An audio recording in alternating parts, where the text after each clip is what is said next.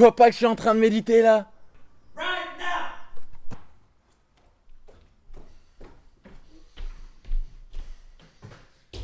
What, man?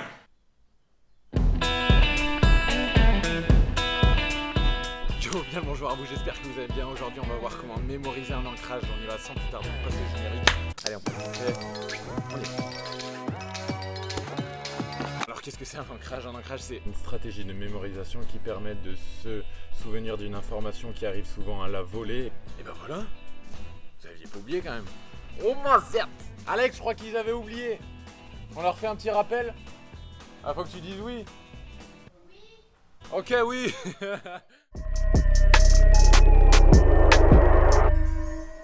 Pour créer un ancrage, on a 3 conditions.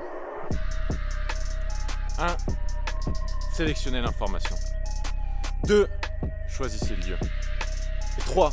Associez le lieu et l'information. Trop dingue. Avec un maximum d'exagération, de mouvements, de couleurs, de synesthésie, d'humour, d'émotion et de sexualité. Si, vous avez bien entendu, la sexualité, c'est un domaine où on a bizarrement tous une assez bonne mémoire, alors servez-vous-en, peu importe comment on mémorise, l'important c'est juste que ça marche. Donc ouais, ça peut être un peu bizarre, surtout quand on le partage, mais ça peut être aussi assez drôle. Donc n'ayez pas peur d'utiliser la sexualité. Attention, dès que je dirais ça un jour...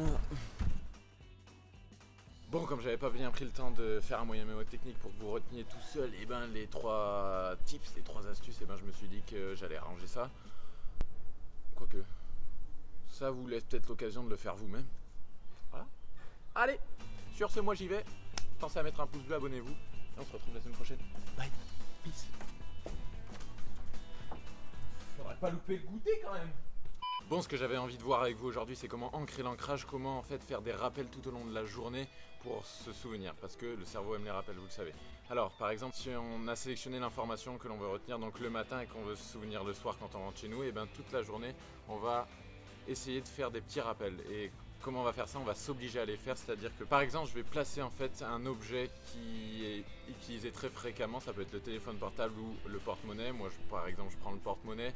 Et au lieu de le mettre dans un endroit qui est habituel, on va le mettre dans la poche arrière du pantalon, dans le sac, un endroit qu'on va le chercher, on va se poser la question, pourquoi je l'ai mis là?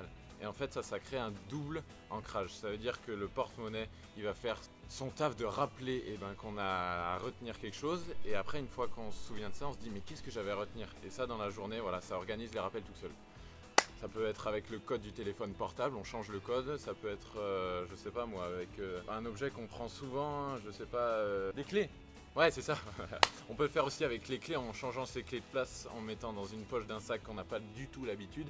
Et on va se poser la question, pourquoi on les a mis là? Et là, ça crée le rappel et ça permet justement de se souvenir qu'on a quelque chose d'ancré. Voilà, je crois que c'était tout pour aujourd'hui, la petite astuce qui fait la diff. Et sinon, vous pouvez vous poser la question de pourquoi en faire un ancrage. Première raison, c'est que ça travaille le cerveau et ça, je crois qu'on doit y passer. Et deuxième raison, c'est que ça va beaucoup plus vite. On n'a pas besoin d'aller chercher un stylo, d'aller chercher son portable, de demander quelque chose à quelqu'un. On prend 10 secondes, boum, la concentration et on s'y met dedans. Voilà. J'espère que ça vous a plu. On se retrouve pour une prochaine vidéo.